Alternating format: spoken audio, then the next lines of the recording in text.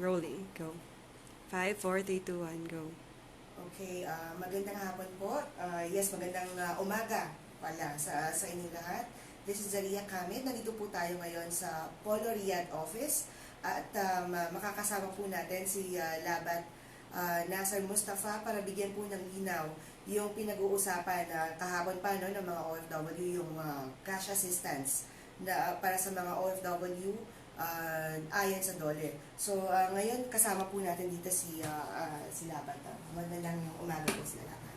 Magandang umaga, Zaria. Maraming salamat. Nandito kayo sa amin upang mapaliwanag natin sa ating mga kababayan kung anong nangyayari sa sinasabi natin ng announcement ng ating pamahalaan through the Department of Labor and Employment ng ating Secretary Bello III na bibigyan nila ang ating mga kababayan na apektado ng COVID-19, yung mga displaced workers ng COVID-19 dahil sa COVID-19 ng $200. Labat, linawin lang po natin ulit yung displaced workers. Ano po ba ang mga sakop nito? Kasi ang naiintindihan lang po ng iba, no work, no pay ba ito lang? O may yung iba naman, sumasahod naman sila na nasa... Okay, ang sinasabi natin na displaced workers dahil dito sa COVID-19, yung nawalan ng trabaho. Pangalawa, yung terminate ng mga company o employers na because of this crisis. Pangatlo, yung mga pinapauwi. Tineterminate, pinapauwi sa Pilipinas. So they are all covered with this $200, yung sinasabi natin displaced workers. Now, we have a lot of Filipino workers dito na talagang pwede rin mag-avail pero ayon sa guidelines, yung hinihintay nating guidelines kung sino-sino ang qualified na talaga mag-avail ng $200. Sa ngayon, hindi natin masasabi pa kasi wala pa sa atin ang implementing guidelines. Now, hinihintay natin yon, baka within the week ipadala sa atin yon at saka yung fund na intended for that ay ipapadala dito sa atin, doon pa lang tayo mag-a-announce. And we have to ask our Filipino workers na maghintay sila sa official announcement. This will be announced namin sa pangungunahan ng ating mahal na ambassador, si Ambassador Adnan Alonto. Sa ngayon, hindi pa mag-a-announce ang embassy, hindi kami mag-a-announce, kaya nung sinabi ko, hintayin natin ang official announcement tungkol dito sa financial assistance na to. Clarification po dun po sa pangyayari kahapon na may mga nakakuha naman daw kasi na mga OFW na nagsipuntahan dito kahapon, and they had this form at ito daw parang voucher siya, parang a sort of voucher na nagamit nila sa pag-grocery. That's why yung iba naman ay nagsipuntahan. Ano naman po ba? Pumunta sila dito. Actually, Zaria, wala tayong in-announce na pumunta sila dito kahapon. Kasi hindi naman tayo handa. Pangalawa, wala pa yung funds sa atin. Hindi pa kami nag-announce. As I said, we have to announce officially kung nandito na sa atin ang pera at saka yung guidelines. No, para may sundan tayo kung ano ang dapat natin gawin. Now, with regards sa kahapon, may konting commotion dito kahapon kasi sa dami ng tao pumunta dito na talagang ang intention, they believe that we have that money na nandito. So, we don't have the money yet.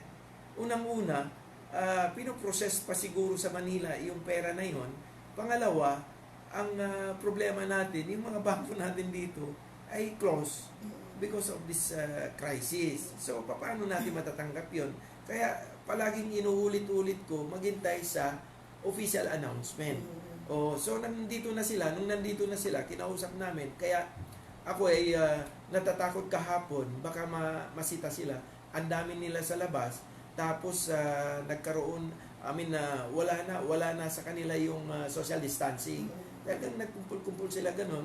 So, what we did, pinapasok namin sila sa loob ng building. But inside the building, sinegregate namin sila, yung lalaki at saka yung babae. But of course, hindi namin din makontrol sa dami, nagkakaroon din ng mixing. So, yung pinamigay namin kahapon, hindi yun yung $200. Hindi yun. Yun ang regular na program ng POLO OWA na namimigay kami ng food assistance. especially sa ating mga kababayan na nagkakaroon ng problema. For example, yung mga may pending case sa court, tapos wala silang trabaho, hinihintay yung decision ng court, at saka yung mga iba na may mga police cases, yun ang binibigay natin ng mga pagkain, no? Food assistance. So, kahapon, alam mo naman, tayo mga Pilipino, sabi ko sa mga kasama ko dito, sa mga well-off, yung si well-off Ade, nandito lahat kami. Si Doc Adel, Welfare Officer Rocky, si David, Welfare Officer, at saka si Rocky, Kuntig. Nandito kami lahat kahapon, pinag-usapan namin. So, ang napag-usapan namin, let's give them something para naman mayroon silang maiuwi. So, we have to look into our regular fund. No? So, yun. So, kaya nangbigay kami na sa kanila ng mga referral sa Pinoy supermarket para doon kunin nila ang mga food items. So, yun ho ang nangyari. Ang inuna namin kahapon, yung grupo, ay group of 5 hanggang sa marami, inuna namin yun kasi yun ang marami. So, to decongest, sila ang pinapunta namin muna sa Pinoy supermarket. But the food items na yun, wala kaming binibigay na doon kung magkano yun. Ang worth ng food items na ibibigay namin sa kukunin nila doon. Wala. Basta naglista lang ang ating mga well-off dyan, welfare officers, naglista sila kung ano ang mga items na pwede nilang kunin sa Pinoy supermarket. And then the price, of course, we do not know the price. So, ang presyo, doon yan ang presyo. Kung ano ang nakuha nila doon, yung total, pag nag-bill sila sa amin, yun ang babayaran namin. Oo, yun ang babayaran. So, wala hong sinabi kami na ang food items ay worth 200. Wala kaming sinasabi doon, wala. In fact, wala yan sa lahat. Kahit pa bisitahin nila lahat ng mga interview o kay advisory namin, wala kaming sinasabi na ang food assistance ay worth 200 reals, no? So ang in-announce lang namin doon sa advisory is about the $200 yung financial assistance, at saka yung nililinaw namin doon sa advisory, hindi kami namimigay ng food allowance kung hindi food assistance. Okay. So since this thing had happened yesterday, Labat, may mga kababayan siguro tayo na nag-expect na regardless kung ito man yung $200, tuloy-tuloy itong assistance na to. So, itutuloy namin to. Kaya lang, they have to wait. Ito ho ang pakiusap namin sa ating mga kababayan. Hintayin nila kami na ma-ready namin ang pagbibigay sa kanila. Kasi sa ngayon, hindi kami ready. Kasi, look, ang situation ngayon, actually, ang pasok namin na Zaria is from 9 to 1 lang because of this curfew. So, dito rin sa Riyadh, hanggang 3 o'clock lang. So, papaano ka magagalaw ng mahaba sa ganitong oras lang ang binigay sa atin dahil because of the curfew. So, hindi rin kami makanegotiate sa mga iba't ibang supermarket dahil nga sa itong ganitong sitwasyon. So, ang nasanayan lang natin dito, yung talagang Pinoy supermarket. But, we promise our Filipino workers, yung nangangailangan talaga, yung talagang nangangailangan ng food assistance, ay bibigyan namin yan. Kaya lang, ang ano namin dito, they have to call us, they have to call the hotline. Now, kung hindi sila makapunta dito sa POLO, siguro pwede kaming mag-assign ng tao, bigyan nilang location nila, di ipahati na lang namin para for their safety, lalabas sila. Baka hindi natin alam kung ano pang mangyari sa kanila, at pumunta sila dito sa POLO, marami sila, tapos nagmimix sila. So, marami yung mangyayari, especially with this kind of crisis. Talagang dapat iwasan natin ito. Pero dapat may verification po ba na nagagawin ng ang POLO, no, para malaman kung sino man itong mga OFW na dapat bigyan. Because the others, they might be like working from home. Meron namang mga no work, no pay Yun ho ang nakakatagal pag pumunta kasi ina-assess. Okay. Nag-assess, kinukuha, tapos tinitingnan ang mga kung saan sila, anong company nila. Oo. So, siyempre, pag pinag-usapan ng company, alam natin yan, tatawagan ng mga case officer natin kung talaga bang hindi sila kasi obligasyon ng company magbigay ng pagkain sa ating mga kababayan. So, yun ho ang tinitingnan namin. Very clear sa employment contract nila na talagang they are entitled to food allowance, 300 reals, or free food. So, kung ibigay nila sa amin ang company nila, we can always demand that from the company na bakit hindi niyo binibigay ang food allowance nila. Kung wala na yung trabaho ang mga tao, sana bigyan niyo sa kanila yung food allowance nila. So, yun ho ang tinitingnan namin, ina-assess namin yun. Pero, kung first time nila talaga pumunta rito, kahit bibigyan pa rin namin sila ng konti kung anong abot kaya namin. Pero the next time around, once na nakausap namin ang company nila, na nagre-receive naman sila ng food allowance nila, then pakiusapan namin sila, mayroon ka namang food allowance, then why not tulungan na lang nyo kami para yung para sa inyo, ibigay na lang natin sa mga nangangailangan. So this is a good thing to put stress on labat, no? Ibig sabihin, regardless na, like, for example, itong crisis na to, yung food allowance, kailangan pa rin talaga. It's their rights ng worker na makuha pa rin nila ito. Yes. I-provide ng company. Yes. In fact, bago nga tayo na nag-lockdown, kinausap ko na especially yung mga mega companies kasi marami silang workers, no? Nasa compound ngayon. Gusto nilang patrabahuin yan on call, let's say mag-leave out daw na sa employer sila for 1 month. Inayawan ko yun. Sabi ko, no, the situation is not good. At saka sabi ko, anong malay natin? Yung pupuntahan nilang pagtrabahuan nila, hindi infected. Oh. So, pagbalik nila dyan, sa accommodation nila, lahat yan may infect.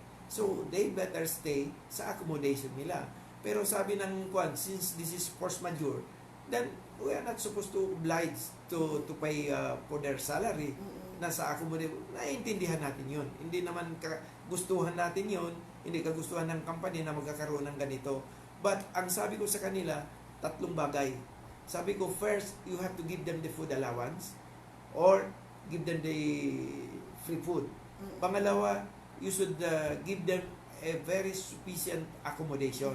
Pangatlo, then yung medicines, kailangan i-provide nyo sa kanila. Nangako naman sila sa akin na ibibigay nila. Ngayon, yung mga kababayan natin na hindi naka-receive ng ganito, ng food allowance or hindi sila binigyan ng food, then they have to tell us. Kasi i-remind natin ang mga employers that that is their responsibility according to their employment contract na pinagpirmahan nila.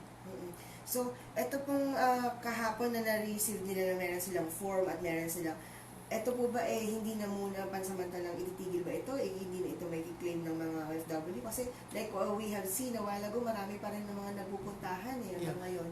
Yeah, tama yun, Zaria. Kasi yung form naman yun, that is a form namin dito, regular form, na ang tawag namin doon URAP, yung Unified Form. Yun ay ginagamit hindi lang sa request sa mga food assistance, yun ay ginagamit din sa kung sino nagko-complain against their employer o mayroon ba silang mga claims sa employer nila, gusto ba nila magpatulong na may police case sila o kaya mayroon silang labor case, yun ay ginagamit ang tawag natin doon URAP. So that means it's not the voucher thing na no, it's not. Hindi yung voucher. Iba yun ang voucher. Once na bigay nila sa atin ang URAP na yon, titingnan natin yun together with the list of people bago pagkatapos ng assessment yun, bago magbigay ang ating team, ang ating welfare officer ng referral to Pinoy Supermarket.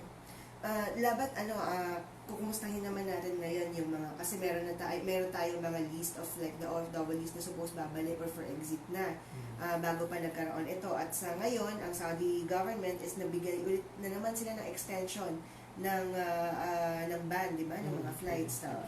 Meron na ba tayong, ano pong update natin dito? Magandang ibibigay ko sa yung update dahil ang ating ambassador, he is continuously coordinating with the local government dito through the Ministry of Foreign Affairs. Kung pwede nating pauwiin, ina-arrange natin ngayon, pauwiin natin ang mga Pilipino na may exit visa na. Opo. So, sa listahan namin, mahigit na kaming 300 na mayroon listahan. That, pwede na tayong mag-charter ng isang aeroplano. So, i-announce din yan ng ating ambassador kung ano na ang status ng negotiation, no? I-announce din siya kasi i-announce din yan sa ating mga kababayan through siguro sa inyo, tuhingi din yan ng tulong na para i-announce na yun. So we are now ready collecting the names of our workers na mayroon ng exit visa. So sa ngayon, ang listahan namin more or less na nasa mga 300 na. And in case na hindi tayo bigyan ng Saudi government ng libre na eroplano pa uwi sa atin, like what had happened in Kuwait, na talagang libre yun, na talagang Kuwait government ang nagbayad na dinala ang ating mga Filipino sa Pilipinas. Kung wala yun, I have the word of our Secretary Bello III, na willing ang Department of Labor and Employment to charter the plane to bring home our workers for those who have exit visa. So ito parang pag-uusapan po natin ito ng government natin at ng Saudi government. Yes. Para at least may repatriate na yung mga Yes. for those. Yung services naman natin, sir, kasi tinatanong naman ng karamihan din, no? Dire-diretso tayo sa POLO at sinasabi niyo nga naman na everyday ito open siya, but you have this corresponding hours lang na open ng POLO. What about po yung mga urgent cases, for example? Dire-diretso ba ito? Walang problema o ano ba? Hindi ho. Kasi mayroon tayong advisory rin tungkol diyan sa timing ng ating trabaho, no? Yung mga verification, yung mga submission of contract, employment contract, at saka mga job orders, suspendido yon. Hindi namin ginagawa yung ngayon. At saka yung mga application for balik manggagawa, suspendido yun. Kasi wala namang flight, di ba? So pati yung mga nagko-complain, sila sa amo nila, for example, yung mga company, hindi na namin muna ina-attend yun dahil wala namang sarado naman ang government dito. The Ministry of Labor and Social Development sarado. So wala muna except yung mga welfare cases natin. Anong ibig sabihin ng welfare cases? Yung mga kababayan natin na talagang nangangailangan ng tulong, gusto nilang ma-rescue, gusto nila yung mga tumakas, we have to receive them. But we have the procedure. Bago sila pumunta sa bahay kalinga or sa Ritads, kailangan dumaan sila sa POLO kasi susuriin muna sila kung talagang hindi sila wala silang COVID, no? Hindi sila. Okay. So naka-quarantine din muna sila before. So dito muna sila isusuri kasi mayroon kaming doktor dito, si Dr. Adel. So mayroon din kaming nurse. So tititingnan sila muna kung ano ba talaga. Ngayon, kung kasi mayroon kaming thermal scanner, mayroon kaming lahat kuan dito. So kung madidiscover natin na talagang may konti sila o kaya mataas, may sinat sila, hindi natin dinidiretso yan sa bahay kalinga. Dinadala natin sa clinic or sa hospital. Sa kasalukuyan po ba may cases tayo na naka-quarantine dito? Wala. Okay naman kasi nung isang araw mayroon na tayong kinuha from the hospital. Akala namin na mayroon siyang no? May suspicion kayo. May suspicion kami. Pero talagang in-interview ng ating team from here, ang hospital, hindi naman, lang siya, may dugo lang, yung continuous na yung dugo niya. So, kinuha natin. So, pagdating dito, pina-check pa rin natin dito. So, double check. So, ngayon, nasa bahay kalinga siya. But we are definitely ready po for this, no? Yung mga urgent cases na kung mga ganitong dadating, na may mga urgent cases tayo sa labas. Yes. Kaya lang, ang hindi tayo magagalaw masyado kung aabutan tayo ng curfew. This is the main problem, no? This is the main problem. For example, tatawag sa iyo, problema ko ganito ganon na kailangan ako makuha sa ganitong paraan, kung 3 o'clock yun, hindi tayo magagalaw doon. Ang ginagawa namin dito, nag-communicate kami sa mga police to help us. That's very good to know. Sa police, or kung medical case yan, nagko-communicate tayo sa mga ospital or yung Red Crescent na na Opo, pwede silang oo. tanggapin. Sa number po. na Yes, so ano, may mga number yan. Oo. May mga number tayo. So nagko-communicate tayo sa kanila Oo. during curfew. Yes. Pero hindi naman na pag hindi during curfew, talagang pinupuntahan natin yan. In fact, may isang case kami sa Alcards. Yung tatlong katulong na umalis sila sa agency. So, kukunin ng ating team, pinuntahan sa Alcards. Pagdating nila sa checkpoint, hinarang sila, hindi sila pinapasok. Oh, So, okay. pinabalik sila dito. So, hindi rin tayo makalabas kahit hindi Kasi movement is oh, very yung movement limited. is limited, hindi talaga. So, hindi nakapasok. So, what we did, ako mismo, tinawagan ko yung agency to get back the workers. Kasi kinukup siya ng isang taga rito. So, kinuha naman, nandun sa kanila. Sabi ko, if you have the way na madala rito, kasi may mga exit na yung tatlo na yan, para masama namin kung mayroon kaming special flight. Pero sa ngayon po, like yung inaabangan nila na exit ng mga wala pa naman tayo talagang final word dito galing from the Philippines. Yung, Na-exit na sila Ito pong mga OFWs for exit na yung, iuwi sana. hindi, mayroon na tayong word from the secretary. They are willing. Ang formality lang ng ang ating secretary willing to chartered plane, no? Wala pa Secretary talaga. of Labor. Opo. Dito lang ang ating ambassador is communicating with the Ministry of Foreign Affairs kung mabibigyan tayo ng clearance from here. Opo, Clearance. Opo. Siguro po, labat hingan po na lang namin kayo ng final word statement natin para sa mga OFWs. Maraming mga nag-aabang ngayon dito dahil nga sa inaasahan nila na cash assistance na to. Okay. So, ito ho ang panawagan ko sa ating mga kababayan, not only in Riyadh but sa buong kaharian. Kasi ganito rin ang mangyayari. Although we have POLO in Jeddah, we have in the Eastern region, pero yung tungkol sa issue na to, yung $200 financial assistance sa ating mga kababayan, lahat ito ay ipo-forward sa lahat ng POLO. We have 3 POLOs dito sa Saudi Arabia, ibibigay yan. Kung ikaw ay under ng Western region, doon ka sa Jeddah kukuha. Kung ikaw ay under ng Eastern region, doon ka kukuha sa Al-Kubar, sa polo natin doon. Kung dito naman sa Riyadh, dito ka sa amin. But we have still to wait for the guidelines kung paano ang pag-release ng pera na to. So yun ho ang mag-guide sa atin kung paano. Kung nandito na sa atin yun, ibibigay namin yun, especially dito sa Zaria, ibibigay namin yung guidelines para maintindihan ng ating mga kababayan. Ma-release ninyo sa balitang global na ito yung mga guidelines na dapat kung sinong qualified, kung sinong hindi. Kasi definitely mayroong qualified, mayroong hindi. Yan. Siyempre, kung ikaw ay isang professional, hindi ka na dapat bigyan ng ganyan. Kung ikaw ay may trabaho as of now, hindi ka dapat naman bigyan ng ganyan. Kasi ang sinasabi dito, yung mga apektado wala talaga. Walang income. So, yun ho ang tinutulungan. Yun ang mako-cover nila yung $200, no? So, yun ho ang hinihingi ko sa ating mga kababayan. Sana huminahon tayo. Hintayin natin ito kasi maghintay na lang sila ng official announcement from us, and that will come. Maybe itong mga darating na buwan, baka mangyayari na yan.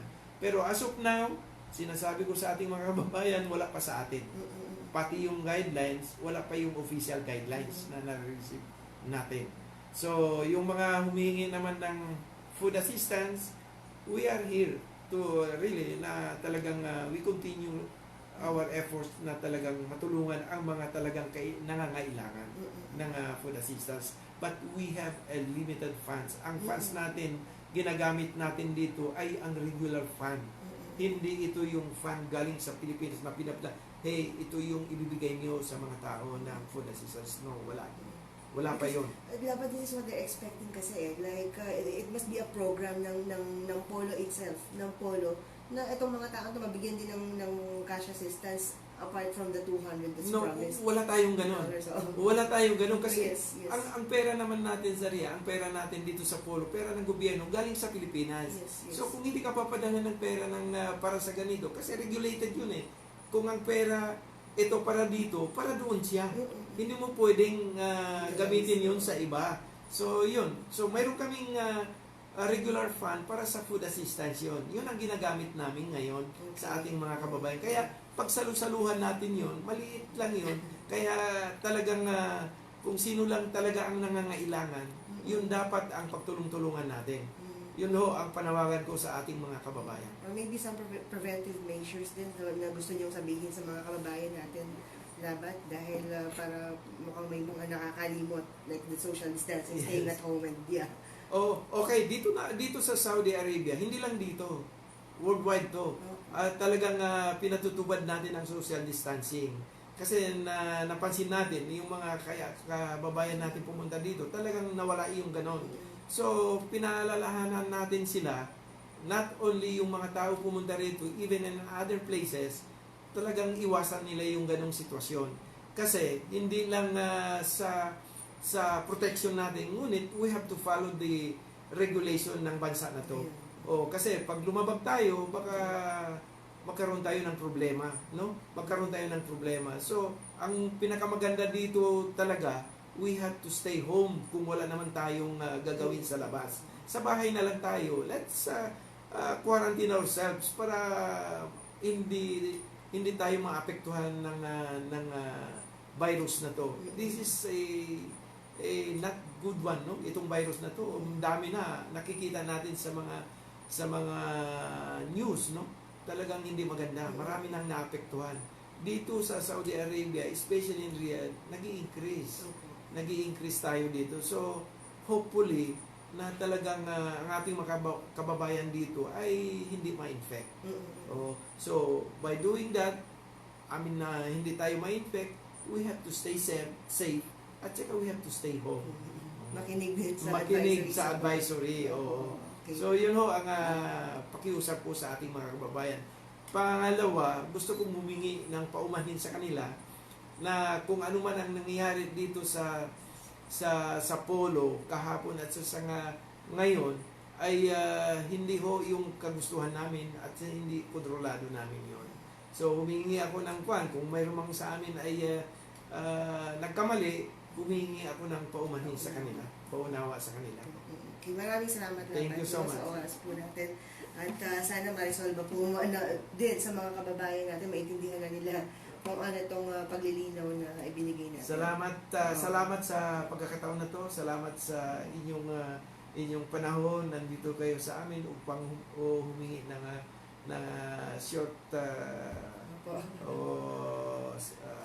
statement, paglilinaw para maliwanagan ang ating mga kababayan. Maraming salamat po. Thank you very much. Sir, mag-ano na po. So, ayun na at thank you Labat Nasser. Yun po, narinig po natin si Labat Nasser Mustafa sa paglilinaw niya tungkol sa pangyayari kahapon at yung parang nagkaroon ng misinterpretation kasi o misunderstanding yung mga kababayan natin tungkol sa cash assistance na as promised ng DOLE. So, uulitin lang po natin nga na patuloy pa rin na magbibigay ng food assistance ang POLO doon sa mga kababayan natin na talagang nangangailangan dito sa Saudi Arabia. At patuloy pa rin ang pagbibigay nila ng serbisyo. Yun nga lamang ay nagkakaroon tayo ng konting problema tuwing dahil mas pinaiksi ang curfew kasi natin dito ngayon ng last week parang hanggang 7 o'clock ang curfew, pero etong linggo na ito is in-announce nga ng Saudi government na ang curfew is pinaiksi at hanggang 3 o'clock na lamang siya. So dahil nga dito nagkakaroon tayo ng parang maliit na problema sa yung movement ba ng mga OFWs at saka ng mga officials natin. Pero ganun pa man ay tuloy-tuloy pa rin daw ang pagbibigay ng tulong ng POLO at aasahan natin yung kanilang serbisyo dire-diretso pa rin dahil katulad nga ng mga advisory na binibigay nila nitong mga nakaraan, meron namang mga numbers na ibinigay, na itinalaga para sa mga OFW na tawagan nila just in case na magkaroon ng mga urgent situations ang mga OFW.